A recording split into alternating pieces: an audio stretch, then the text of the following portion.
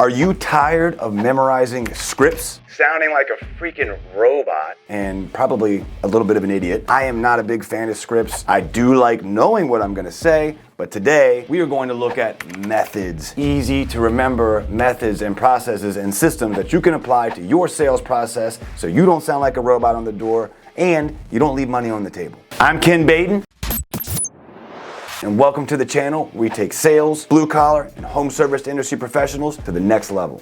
All right, scripts. Man, I am not a big fan, right? Now, I will say in my career, I have always been forced in training to memorize scripts. In fact, the first place I ever worked, and arguably one of the best places I ever worked, and I know that sounds counterintuitive, but hear me out. They were huge on memorizing scripts verbatim, right? Now, a lot of the reason for that was like those were the pieces in their process that you just could not tweak. And I understand the value there. Still not a huge fan. Let's be honest, a lot of salespeople are high energy, high level, type A's.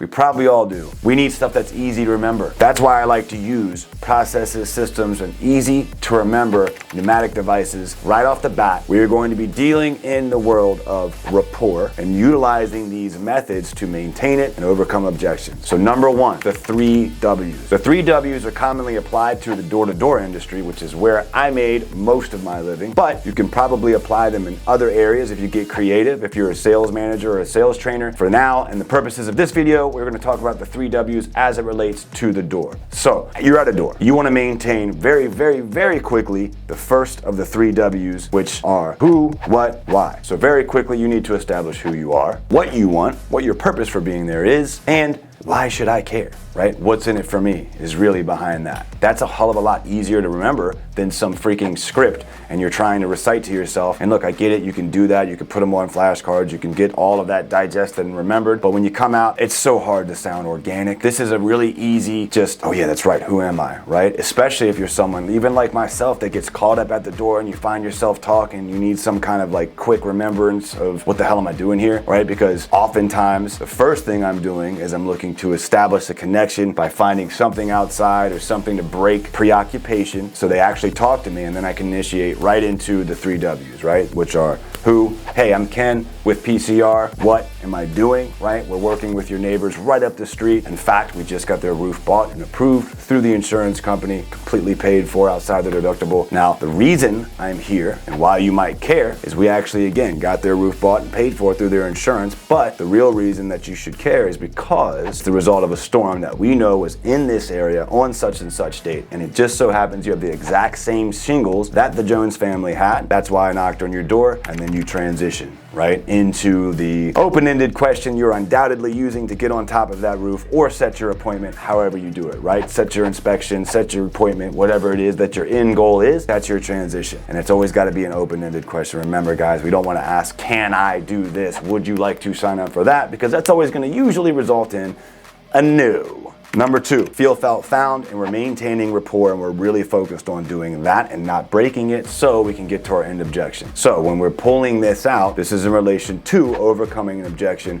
while we've already gotten in the house typically and we're sitting with our client. We're going to use something very easy to remember, like a feel, felt, found process. Now, I am a certified NLP coach. I bet you didn't know that, but I went out and did the homework, and so I'm a big fan of neuro-linguistics programming, and in NLP, there's a very big focus on things like belief systems, maintaining rapport, how to identify somebody's sensory-based language, all kinds of really cool stuff that we'll talk about in more detail in future episodes. So feel, felt, found. The first part, feel. So the buying process looks like this. They make decisions emotionally, followed by logic. That is it, period. That is how people make decisions, right? So they buy emotionally. So it is very important that you express that you are aware of how they feel. You're not coming off combative or coming right out and trying to present an alternative opinion, right? You're going right into maintaining rapport, staying in line with them and their belief system. You're not trying to change it yet. You're just, hey guys, I totally get that. I understand why you might feel that way. Transitioning into the second F, which is felt. This is very simple. There's a key word to it, however. Key word there is initially. You want to establish established that, hey, a lot of people used to feel this way initially until they got my product or service, until they invested in myself, my product, my service, my company. That is what you want to focus on. So the next step is very, very simple, expressing that they're not alone. Other people initially felt that way. Then we transition to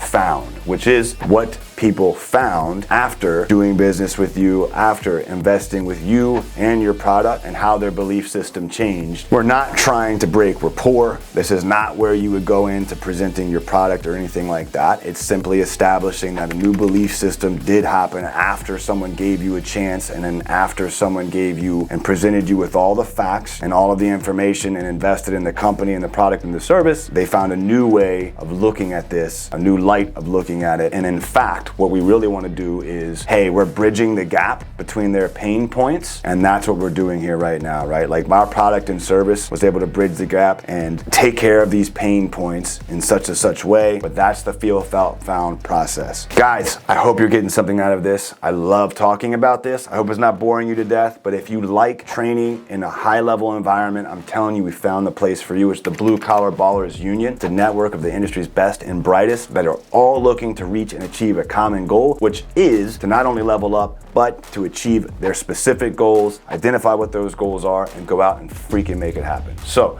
if you want to check it out, click on the link above. We hope to see you there. Lastly, we have facts tell, stories sell. I could do an entire lesson on stories. That's how important I think they are. I'm telling you, stories are absolutely freaking key. What I mean by that is always be looking for opportunities to pocket new stories, and stories are most powerful when they are true. So look for examples of problem clients, great clients, examples of where someone initially felt this way, but then they gave your product or service a chance and it solved their issues, etc., etc. That leads back into the feel, felt, found process. And you can say some of this stuff's outdated, whatever you want, but if you memorize facts tell, stories sell, and you're always looking to catalog specific stories, and then you implement those stories when somebody's like, I don't know, man, I think this is a scam, I think this is BS, you know, the insurance stuff, whatever, right? Like, yeah, Mr. Jones felt the same way right up the street. Actually, initially, heck, man, he answered the door with a shotgun, right? At least you're not doing that. I'm Ken. I'm with PCR, right? I'm just kidding. Actually, that is something that my friend Sean uses all the time. He's one of the best door-to-door guys I've ever met. But that's the point. You're connecting a real-life event by telling a story and how it overcame such and such objection. I'm telling you, there's so much power in that. Guys, I sincerely hope that you enjoyed this video. Like I said, we're gonna talk way more in depth about stories, rapport, NLP techniques in the future. If you like this content, please like, subscribe, share, leave a review. We'd love to hear from you guys, and we sincerely hope that you check us out on the next video. We'll see you there next.